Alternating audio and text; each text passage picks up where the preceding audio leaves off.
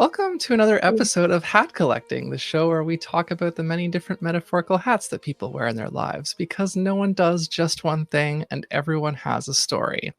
I am your host, Lacey Artemis, a creative Jill of many trades, and I am joined today by Blaire Caplan, who is a musician, a basketball player, a former wedding planner, and the founder of Lone Wolf District, a life coaching business and community.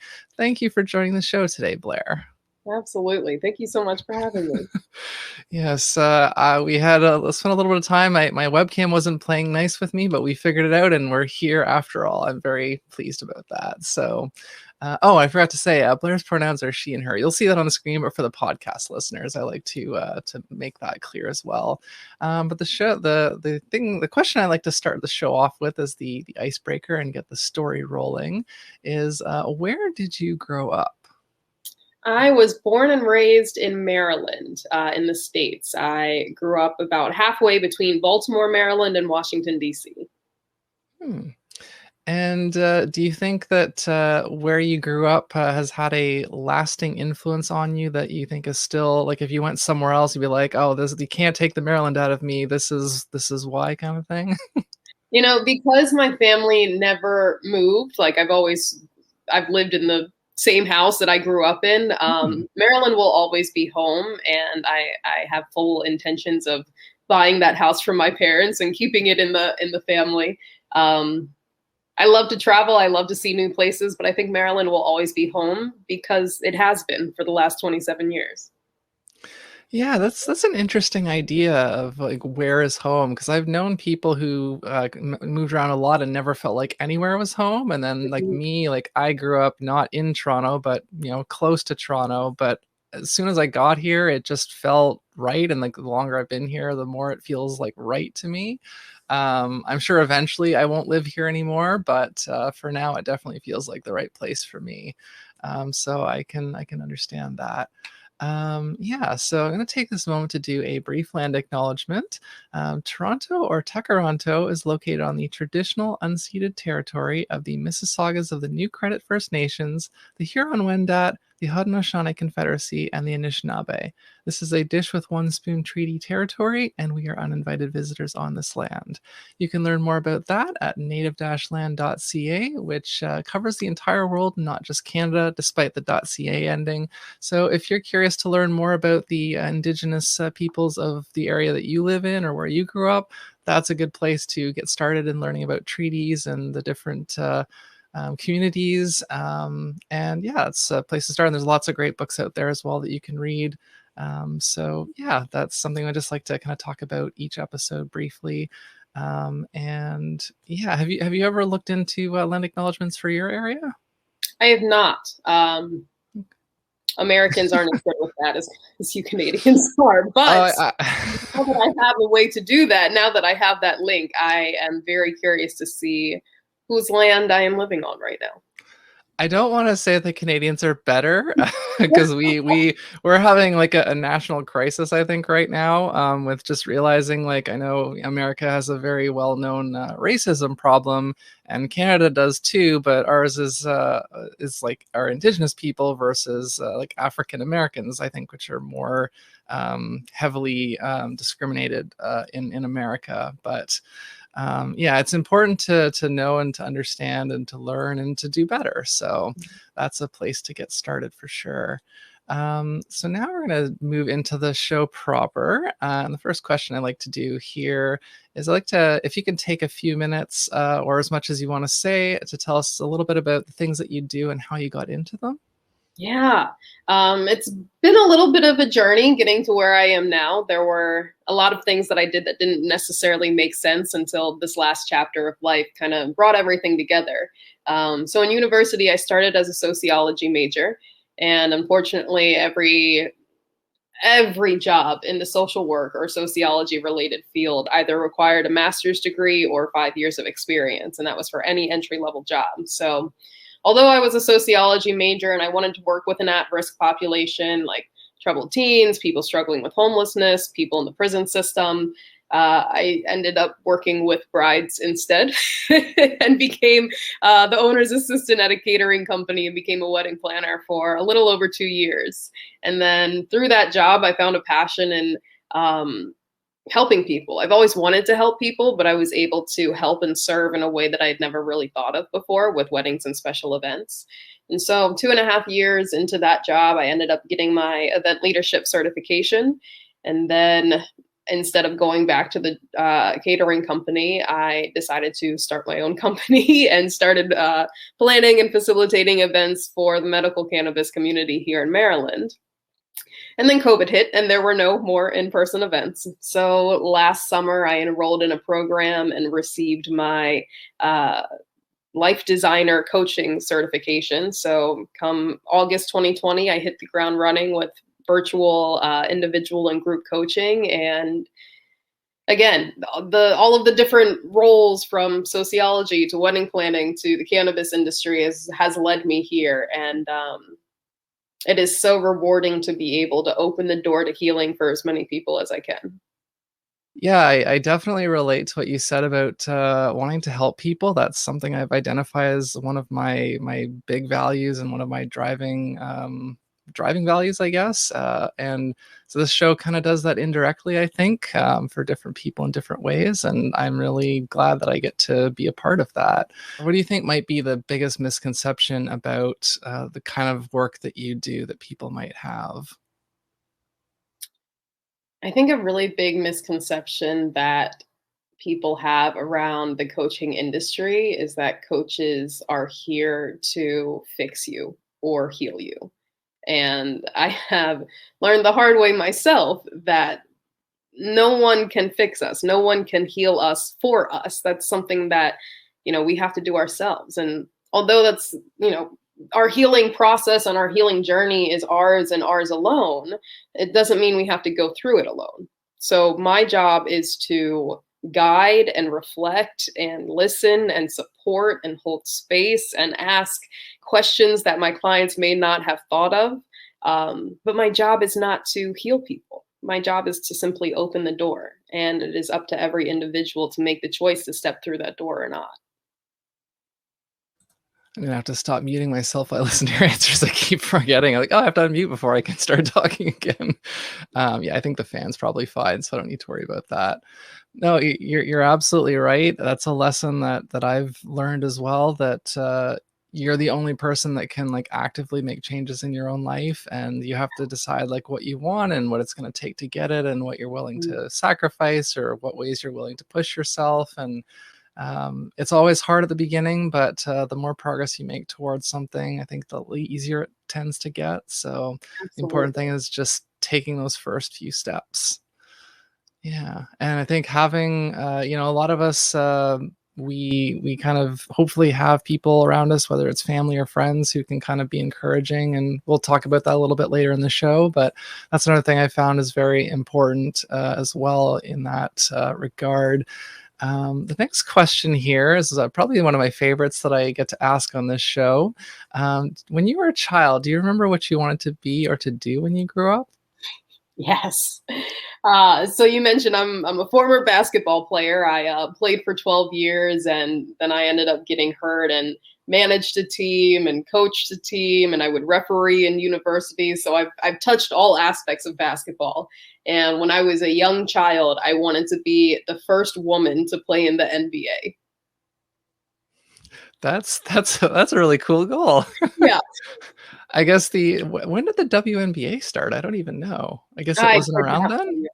I'm not Hmm. sure, but Okay. I just remember seeing um, these strong and powerful players that were more than just players. They were human beings that had huge impacts on people's lives. And I said, I want to be that when I grow up. No, I totally get that. I played hockey for like a couple of years when I was younger. I was not very good, but you know, like every kid, not every kid in Canada, but a lot of kids in Canada grow up like, oh, I want to be in the NHL one day. And I was never anywhere near that, but I can definitely relate. I still think it would be pretty cool, but that dream is long past me now. Maybe one day I'll get to interview a professional hockey player. Who Oh knows? yeah, I like that. uh, yeah. So, kind of following along with that, one of the kind of, I guess, cultural narratives that the show is based in part around, and that I'm trying to kind of push back or provide some different perspectives on. You might be familiar with this idea that's been around for probably since our like parents and grandparents generations, that by the time you're 30, you should like, have your career and have your spouse and your kids and your mortgage and all that stuff. And like that's what you should, if you don't have all that by then you're doing something wrong. And I think for like our generation and the generations coming up, that's a very different case. And so I like to ask, to give people a sense of what's more realistic, and that they're not failing utterly at life, because like we aren't. But what age do you think, or at what age do you feel like you kind of got onto the path that you're on? Like if you're on a path that you like and you want to keep going forward with, at what age do you kind of first get onto that path?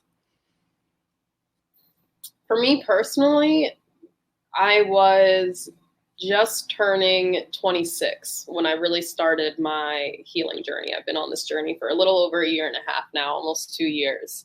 Um, but as a general concept,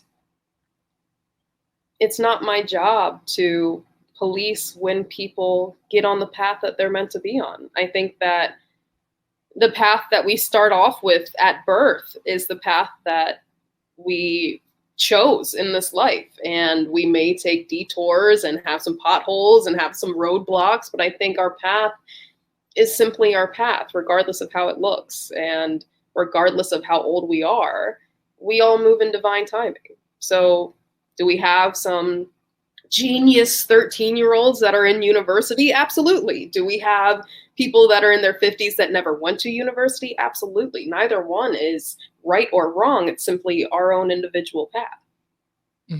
Yeah, and as has come up on the show numerous times, and is true in my case as well, like a lot of us will follow different paths throughout our lives. And that's why I kind of like to frame it like that, if you're currently on a path that you are happy with and you want to keep going, and that may change at some point, but like if it's working for you right now, then like that, basically the idea is like you can be on a good path at any point, and you don't have to be on, like there might not even be like a final path. Like I'm sure I'm going to be on several more paths in the course of my life. I don't know yet, but yeah, just this idea that like, again, that there's this ideal that everyone should be striving for, and that you have to reach it by a certain age or you've done something wrong, and like that's Mhm. just not true at all. So yeah, I appreciate you adding your answer to the collection, as it were. Yeah. um Here's a little follow-up question for that. What is something that you, if I say, I wish that I'd known X before I finished school, like college or university, like Mhm. what would you say that would be for you, maybe? Whew. I wish I had known how to love myself. Mm. We're not taught that in school. We're taught Mhm. that self love is selfish, and society teaches us that putting ourselves first is wrong. When in reality, if I don't put myself first, if I don't fill up my cup continuously, I can't pour into other people. Like, I wish I had known self love is the key to everything. That is another lesson I am also learning more and more these days. And I'm in my latter half of my 30s right now, so I'm still one of the oldest people that's been on this show. But yeah, it's and that's a thing. I kind of touched on this, or have touched on this on the show before, but depending on like the kind of the metaphorical deck of cards or the hand of cards you're dealt, when you're a child, what your parents are like, what your like what kind of situation that you're born into basically can make a big difference. And I definitely did not learn that kind of stuff for a long time myself, and glad that I'm learning it better late than never, as they say. So yeah, that's something. And it sounds kind of cheesy to say, but I really think it's worth thinking twice about. Like, loving yourself is really important, and it's hard Mhm. to do when you're not given the tools to kind of start with, but if you can figure it out, it will make a huge difference. Absolutely. Yeah. So a couple of like lighter, more fun questions here. Yeah, I like to ask again, kind of around this idea that like once we kind of grow up, that we're not supposed to goof around or be silly as much. Like we're supposed to be like mature, serious adults and everything. And that's another thing I like to push back against. The fact that we put on hats for this show, I feel like is kind of an indicator of that. But I'd like to ask, what is the last silly or playful thing that you did of your own choice that had nothing to do with like entertaining children or anything? Hmm. Going to the zoo. I was the only person without a kid there. But I had my inner child. I let my inner child play. And I gotta be honest, my friend, I think I may have had a little more fun than the kids there. The zoo is pretty awesome. So you say you were the only one without a child there, but you had your inner child, so I you did. did have a child. I did. I did. Just not one that anyone else could see. Yeah, I mean, I was just having a conversation about this with a friend recently because here in Toronto we have the Toronto Zoo, and they have I don't know if it's an exhibit or it's like an Mhm. outdoor like a light show kind of thing. And a friend of mine went recently, and they posted some pictures on Instagram, and I was like, that looks really cool. I want to go to that, but I didn't want to go to it by myself. I would like to go and experience that with someone that I like and appreciate and who can appreciate it with me. And unfortunately I haven't been able to find that person. So but yeah, no, that's something kind of like learning to love yourself, like being okay doing things by yourself because you want to and you enjoy them. That's another important life skill, I think. Yes. Yeah, definitely. We don't have to wait for someone else to enjoy our own life. Hmm. I mean, I went bowling once by myself just because I wanted to. Love it. Actually, I kind of want to do that again. I think you should. um, I might. Yeah. I So the next question here, I guess on a bit of a similar, I get little life lessons that we need to learn. So this is around the idea of self care, which again I always like to say that I think the idea is shifting, that people are starting to understand that self care doesn't have to be fancy, expensive, lavish things. It can be Mhm. simple stuff. And so I've been asking my guests, what is the last act of self-care you did for yourself, no matter how small it was? I love this question. Self care is very important. It goes back to self love. This morning and every morning for the last 650 ish days, I do this morning ritual, which is um, very, very full of self care. And it's based off of the Miracle Morning book by Hal Elrod. And he has this framework called the savers. So every morning in this routine, you would do silence, which is meditation, affirmations, visualization, exercise, reading, and scribing, which is writing. And so every morning I do all of those, and I'm working my way up to a full hour of meditation. I started with a single minute, but I am now up to 52 minutes of meditation, and then my movement is yoga. I usually do some light stretching for about 15 minutes every morning. I visualize what my day is going to look like. I look in the mirror and I tell myself I love myself because I am worthy of my own love. And then I read for about 10 minutes and I write. I write out what I'm grateful for each morning. I write out what my action list is for the day and my personal 2021 I am master statement. So that is a lot to say. I meditate and I move my body and I intentionally show myself love every morning. That's really great. I started a bit of a similar thing recently myself, and I've found it makes a big difference. Mhm. Again, it's hard to start because when you're not used to stretching and like doing all these things, it feels like it's like taking out of your day. But now I've started to realize it actually adds to my day because I always feel better after I've done it all. And like I haven't been as consistent so far this week, but I was doing like a short walk and then like just, 10 or 15 minutes of stretching. And then I would try to like write a flash poem. And I was finding that that was really, some cool stuff was coming out of that. So Yeah. yeah, something that people I recommend trying if you want to change your morning a little bit for the better. Absolutely. I find that really any morning routine um, doesn't necessarily set us up for success for the rest of the day, but it does help us respond to what happens throughout the day instead of just reacting to it. So I am the biggest fan in the world of morning routines. Yeah, like I made the change because I had been finding like my habit was getting out of bed and going straight onto the computer. And next thing I know, it's 2 hours later and my back hurts and my like head hurts and I'm just like not in a good mood. And so when I skip the computer and go straight to the other stuff, then when I actually come back to the computer, like I feel good and happy. I'm like, okay, now I'm gonna like get into business here. And Oh yeah. it just it was hard the first few days, but by like day 3 or 4, I was definitely noticing, okay, this is working for me. So yeah, I was happy Beautiful. about that. Good. Another question that I love to ask on this show, what is the last new thing that you learned, whether it was a skill or a piece of information, and what is something that you would still like to learn? What is the last thing that I learned? I think the last thing I learned was that there's a platform called StreamYard that you can use to to have podcasts on. I had no idea that this existed until this morning. A lot of people don't. I think that's the last thing I learned. Something I still want to learn. Um, I would love to learn how to play the drums. Hmm. Yeah, I know in your info that you sent me, you said that you play guitar and piano and you sing, and I was like, oh, Yeah. you have like almost the complete package there. Yep. Yep. I just need a drum Yeah. set now.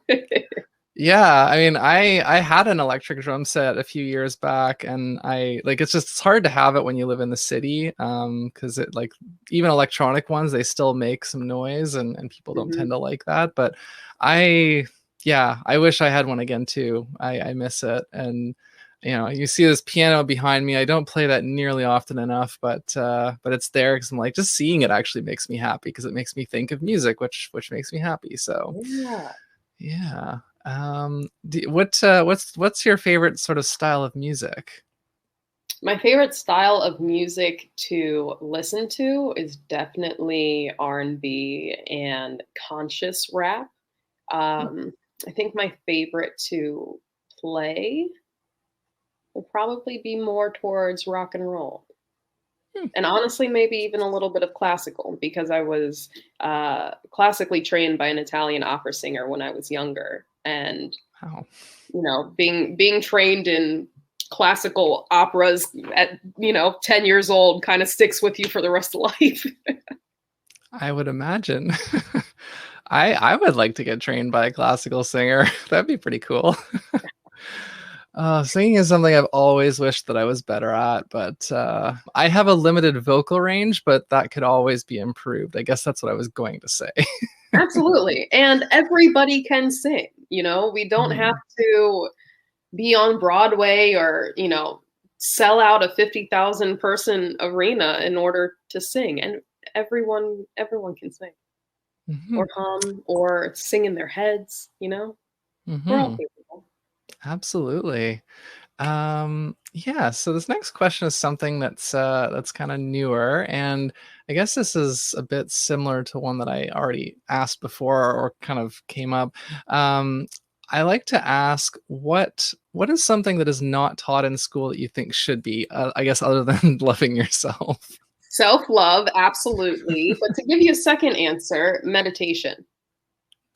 Meditation. I know of a few school systems that have replaced detention in elementary and middle schools for meditation, and the results have been dramatically beautiful. I think it's really hard at first to sit with yourself and sit with your feelings and sit with your thoughts. And I can only imagine how much less bullying and abuse and suicide. Like, I can only imagine how much more beautiful this world would be if we were taught how to sit with ourselves at a young age. Yeah, I definitely agree with that. It reminds me of this idea that I came across my radar probably 2 or 3 years ago. The idea of how, right now what we do with people who, do bad things in society, we put them in jail. And this idea of restorative justice came Mhm. onto my radar of like, well, instead of like punishing people and like locking them in a small box with bars and like not letting them talk to people, like what if we try to actually like rehabilitate them and like, because that's the idea that people do bad things because they have, they're, for lack of a better term, broken or damaged in some way. They're suffering and then they act out because of it. So if we could help people feel better, then they would theoretically do less harm. And that sounds like a way to kind of start it early on, which is great. So I definitely am with you there. Yeah, and Um, when it comes to restorative justice, that's not at all us saying that the person didn't do something terrible or, unspeakable or anything like that. But for me, that means putting someone in a maximum security prison and locking them up without any human interaction. I don't know if that's going to make them any better. But what would happen if we had some sort of therapy sessions every day and allowed them to express what they were expressing and taught them how to express their emotions in a more appropriate way? Like, imagine what life would be like. Yeah, and I think there's been studies done that have literally shown that that being isolated is like bad for us emotionally, and it Mhm, tends to make depression worse, which makes like anger worse, which makes mhm. any kind of negative feelings amplified. And so, yeah, a lot of aspects of our society unfortunately do kind of keep us more like isolated and don't really let us connect and find that sort of that intimacy and feeling heard and seen that Yes. really helps us. So yeah, definitely. I guess I like this part of the show because it's like an interesting. I've added a couple of questions more recently that I think have come into more good conversations, like mini conversations, and this next one has been really good for that as well. What do you think is the best aspect of modern technology and the worst aspect of modern technology? Mm, that's a good question. The best aspect is I can be anywhere I want to be and still be in the comfort of my own home. I said I'm born and raised in Maryland, but I'm an international life coach. I've served people in the UK and in Northern Ireland. I have two one-on-one clients that are in Canada that are based out of Ontario. So I love that technology can truly connect us to the rest of the world while still allowing us to feel comfortable. On the other side of Absolutely. that, technology certainly has the potential to disconnect all of us, right? I think it really depends on the intention behind the person that's using the technology. If someone like me wants to use it to spread my love to everybody in the world that I can, that is awesome. But then I'll see, parents walking down the street with their kid and their kid is tugging on their pant leg to get their attention and the dad is just, head down in the phone on a work call, whatever it may be. I think um both the blessing and the curse of modern technology is the concept of connection. Yeah, I find that very, very ironic, and I've written about it in blog posts before that, that Facebook was originally created to like, help us connect and to stay Mhm. connected, but because it runs on an algorithm and we don't get to exactly choose what we see and when and how much, it actually becomes like limiting and it becomes disconnecting. And there's been I think Facebook has even admitted that they've had, I guess, like internal studies or something that Yep, have found that Facebook is actually bad for our mental health. And yep. when Facebook we're recording this day or two. Was it? I think it was Monday, 2 days ago, Mhm. that Facebook and everything went down for like 5 hours, and I hopped over to Twitter because I'm already over there, and it was kind of funny and interesting to see all the different reactions. A lot of people were like, "Good, I hope it never comes back up." But of course, as soon as it was back online, like I went back there, and like nobody was saying anything about it. It was like as if nothing had happened. It was just right back to the usual, and it's like, really, like.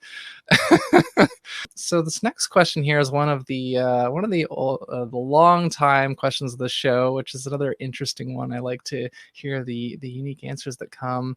I like to, with the concept again of metaphorical hats, being kind of like skills, ideas, interests, things like that.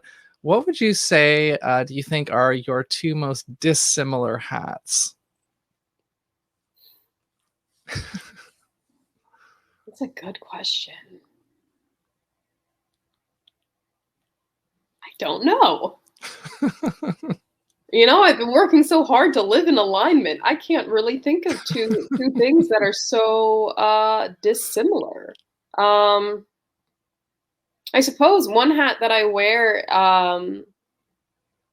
is a volunteer, a nurturer, a light bringer. Every day, unless it's pouring down rain or it's snowing, I'll drive through Baltimore City and hand out protein bars and water bottles to my street angels, the people that are living on the street. I think that homeless is a very derogatory term that is used to oppress people that already don't have the bare minimum. So they are just angels that happen to be on the street. So one hat that I wear is a provider of love and protein bars, and then another hat that I wear is facilitating events for cannabis patients. Like those aren't very similar, so I'll go with that. Sure, absolutely. And by the way, I really admire that you do that. That's really wonderful.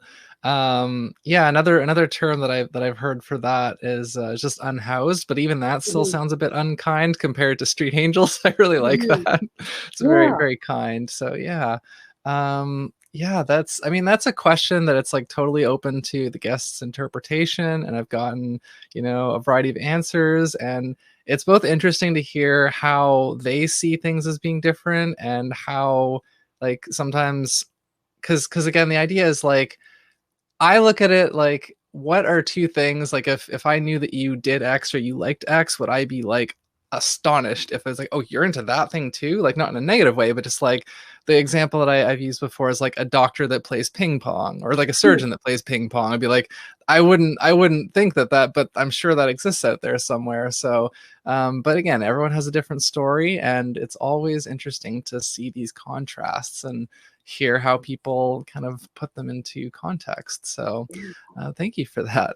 Yeah, and Lacey, I really just adore the entire concept of hat collecting because, like you said, none of us just wear one hat. Like human beings are multidimensional creatures, and we are allowed to have as many interests and talents and skills as we want, and to be able to express our whole self with the thousand different hats that we have on. Um, it's just really special. Yeah, and the other aspect with that too, and like had a few different ideas for the name of the show, and that one kind of stuck the most. And it's also this idea like, there's hats that we have to wear, there's hats Mhm. that we choose to wear, and there's hats that we just kind of stumble into. And it's like, oh hey, this hat works for me. I like it. I'm gonna keep wearing it. So it's not like, the hats we must wear or hats we Mhm. must collect. It's just all the hats that just happen to, be on our head or off our head at any point. Yeah. Yeah, and like at some point, maybe on the Patreon at some point, I will do like a picture or video or something, and I'll just show the entire collection of all the hats that I have here, because I like have a ton of actual hats. I would love um that.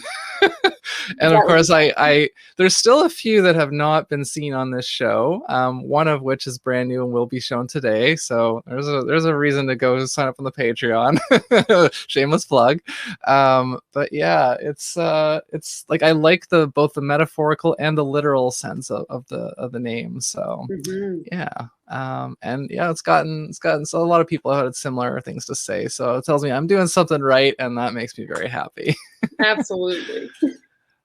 So, as I alluded to earlier in the show, the next kind of couple of questions are going to be a little more, for lack of a better term, I call them kind of deeper and maybe a little bit more intense emotionally, or like deeper for reflection. But so I mentioned relationships and the people around us who can like support us or potentially not. And I come up with the name for this, the terms I call them hype hats and heavy hats. And so hype hats are the people who obviously hype us up and, encourage us and just help us feel more capable and confident.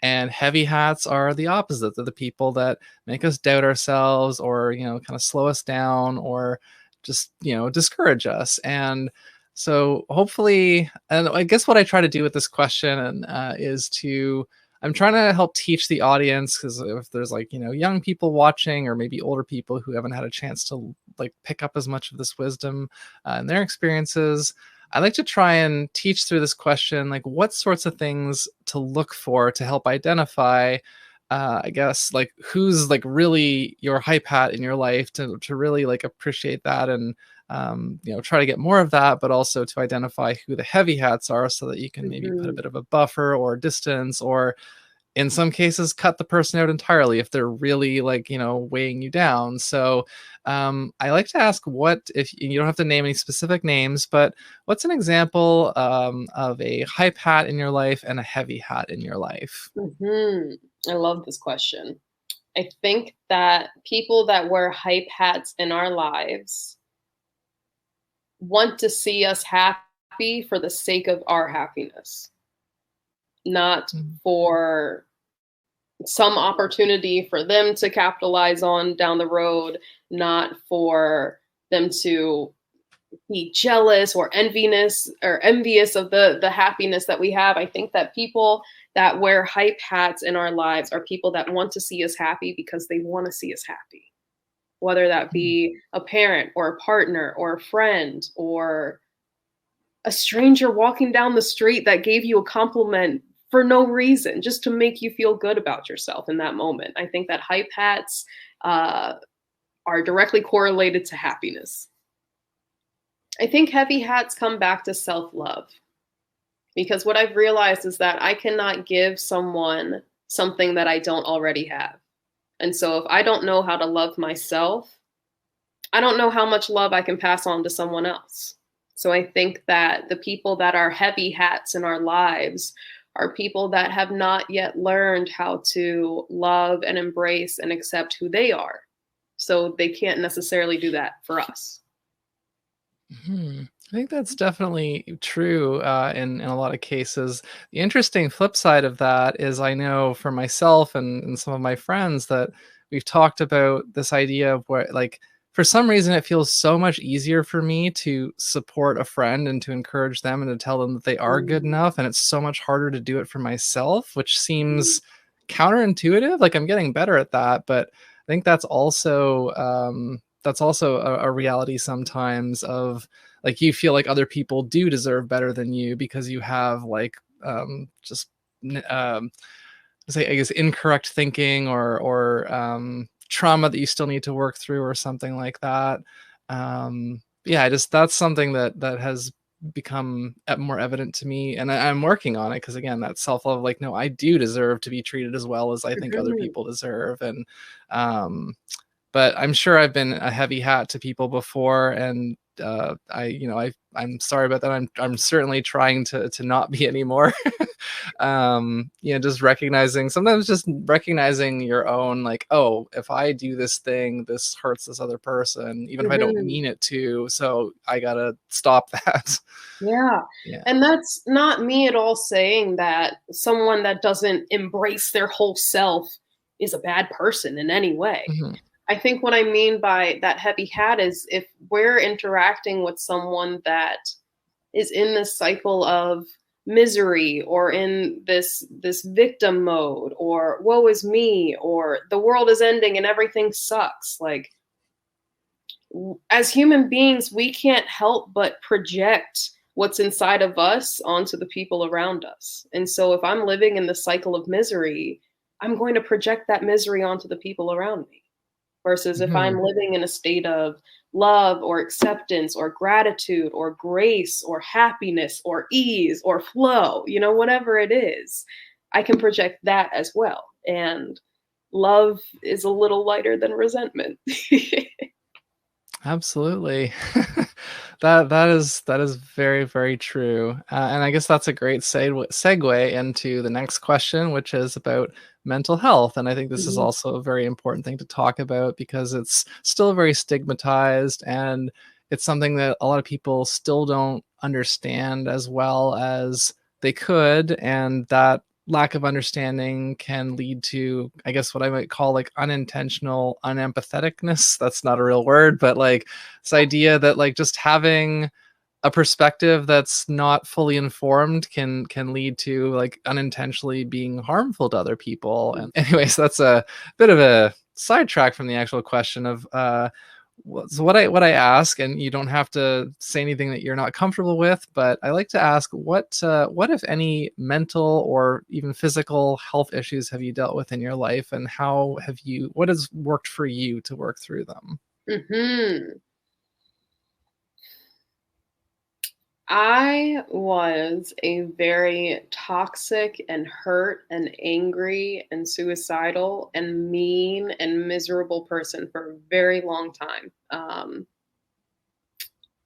For solid 12 plus years after my brother passed, a week before my 12th birthday. And, losing someone so close to you at such a young age when you're, already a girl going through puberty and bullying and middle school and, all of the things, losing my brother at that age was traumatic more than words can say.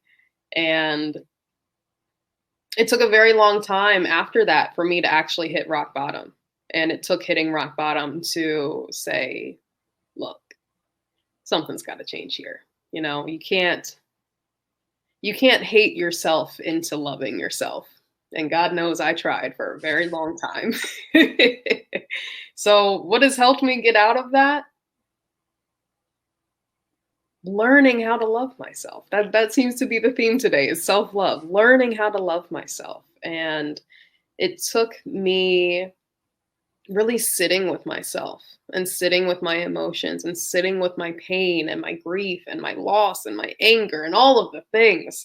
It took me sitting with those painful parts of myself and learning how to accept those parts of myself to really pull myself out of rock bottom. And, I'm not proud of the 16-year-old girl that was both being bullied and being a bully. I'm not proud of that version of me. But I stand by her because all we can do is our best. And with as much pain as I had in my heart, that was my best. And that version of me, helped create the beautiful and amazing and kind and genuine human being that I am today. And had I not gone through that pain, had I not gone through um, such unspeakable loss and trauma at such a young age, I wouldn't be able to help the people that I do today.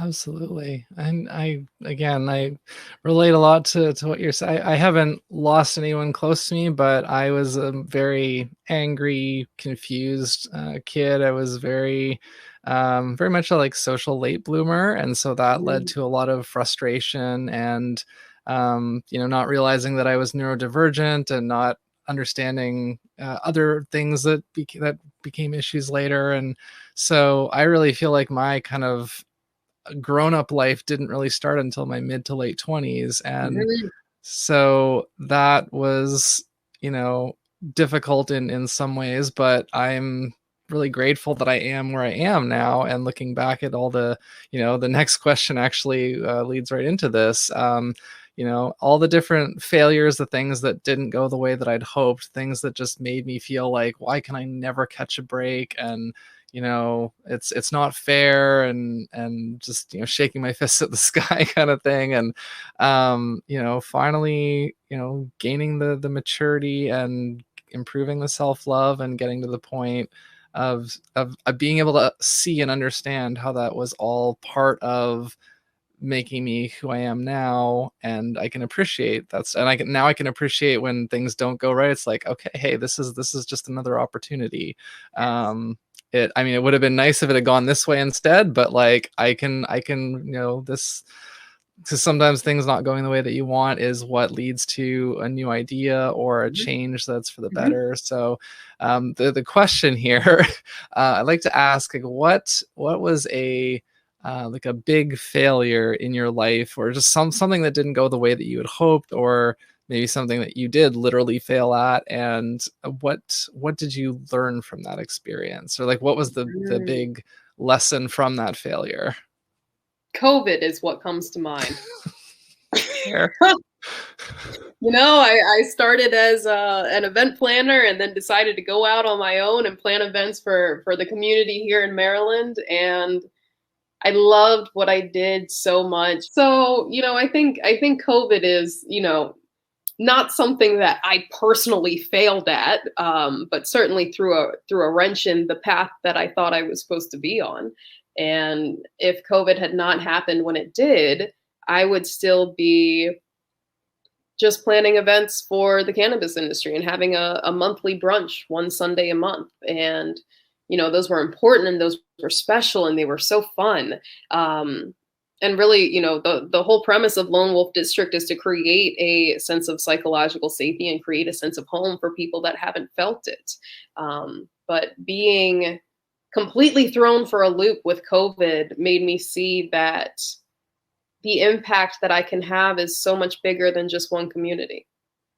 And Mhm. so now I get to serve the world instead of just serving one small community in Maryland. So, yeah, I think COVID is my answer. I didn't fail personally at COVID, but COVID certainly threw me for a loop, and because of that, it opened up an infinite amount of possibilities and opportunities to heal and help and serve and guide and love so many more people than I ever thought I could.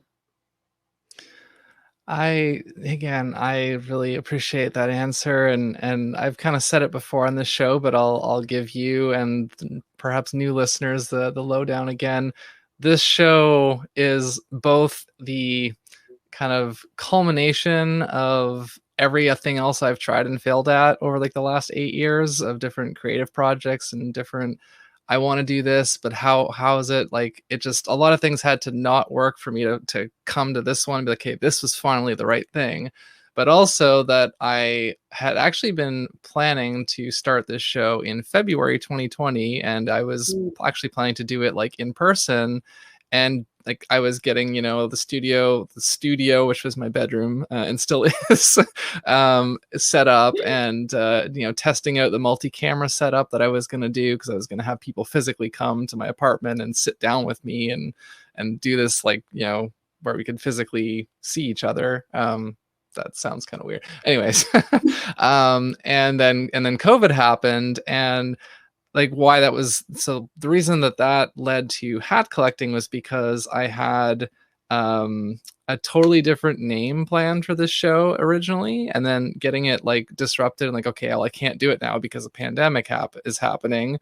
And then a few months passed, and I was like, okay, I'm not doing this thing, but I really want to be doing this thing. I need to do this thing. Okay, I'm going to do this thing. And so I was like, but I'm not going to call it, because, you give any idea enough time and you can kind of see the pros and cons of it. And what's the original idea?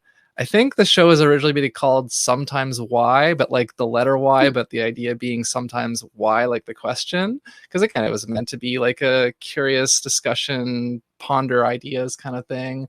And I realized, like, that's not a good name. So I started thinking of different ones. And then it was like, I was thinking about the hats and all that. And then eventually I came to hat collecting. I was like, I think that works. And it stuck. So yeah, if the pandemic hadn't happened, I might have started a show with a dumb name, and then I would have eventually maybe changed the name. You uh, don't always see it in the moment, but I have come to truly understand that everything happens exactly as it needs to. I think sometimes I can see the truth in that. I don't know that I believe that 100% of the time, but sometimes I definitely think, okay, that was for the best. But yeah, that's something that's fun to kind of reflect on. I'm like, oh yeah, I've had a lot of ideas and they haven't all been good, but sometimes I find the right ones.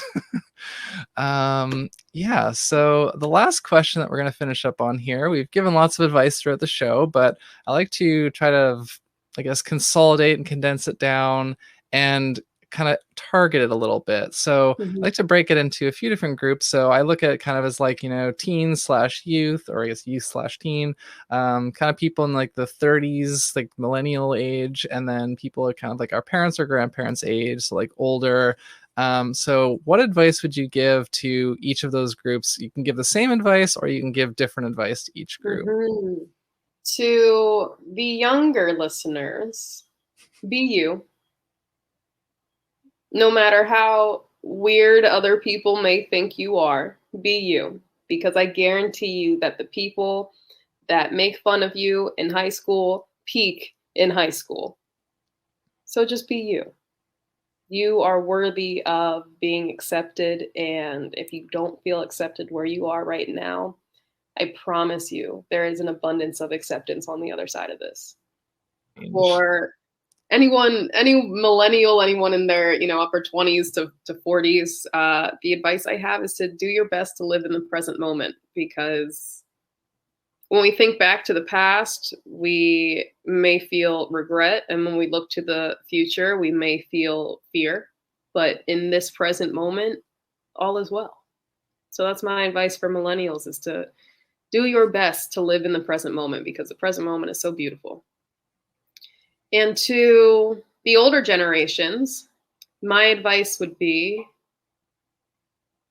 do your best to pass on the wisdom you've gained from your life. Because as human beings, we don't have to reinvent the wheel.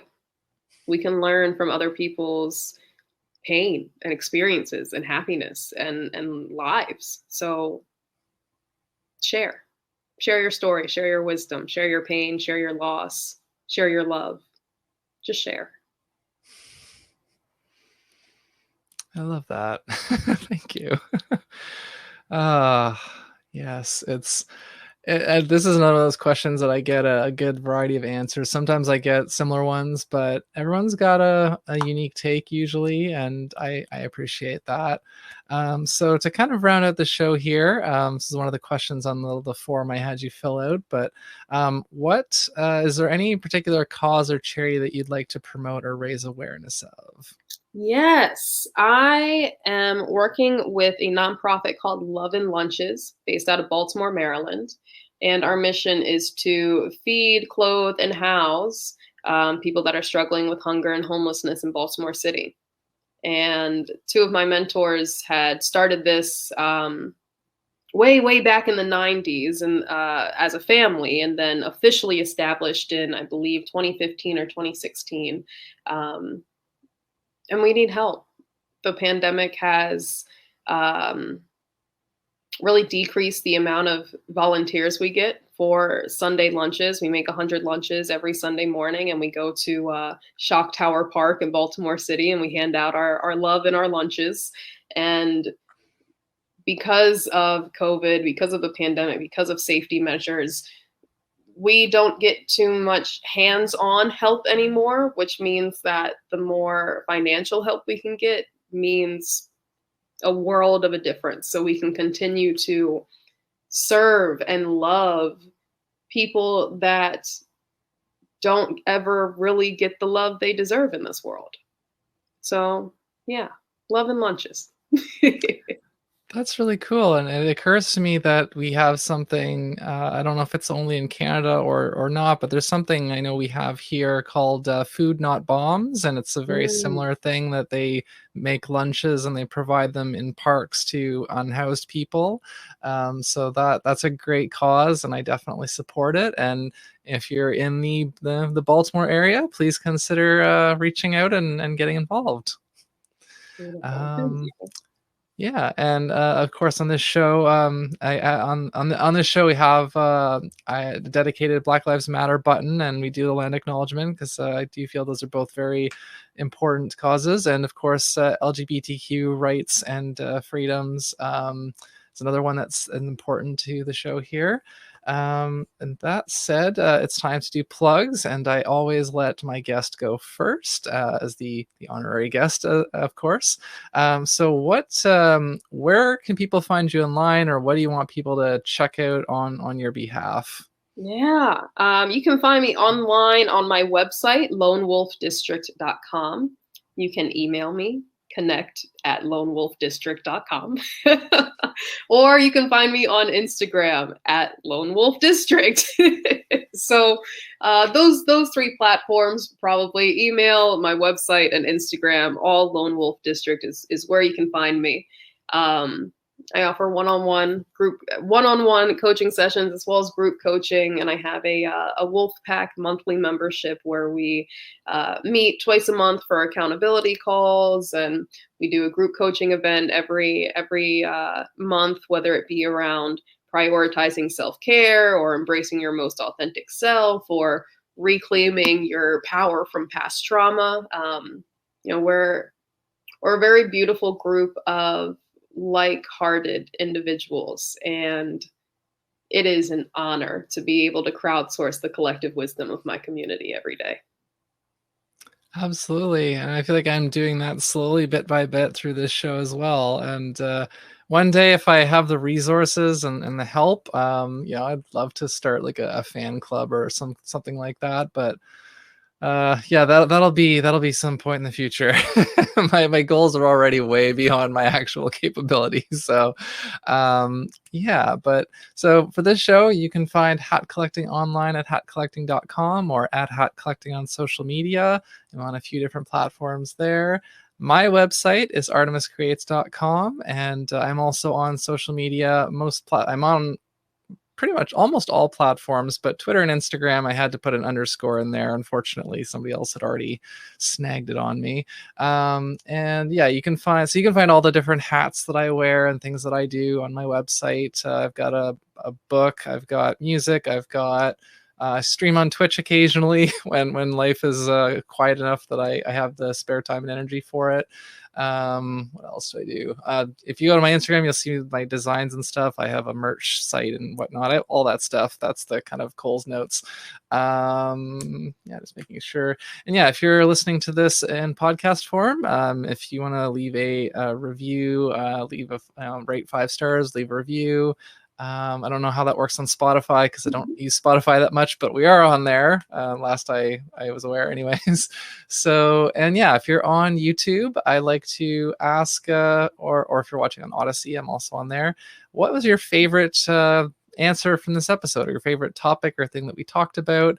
Let me know, leave a comment, send me an email, tweet at me, whatever works for you. I just like to know what's resonating most with people that are watching and listening. And so yeah, I have changed the ending of this show slightly now, so I have to kind of relearn how to smoothly transition out, which is almost never smooth because I suck at outros.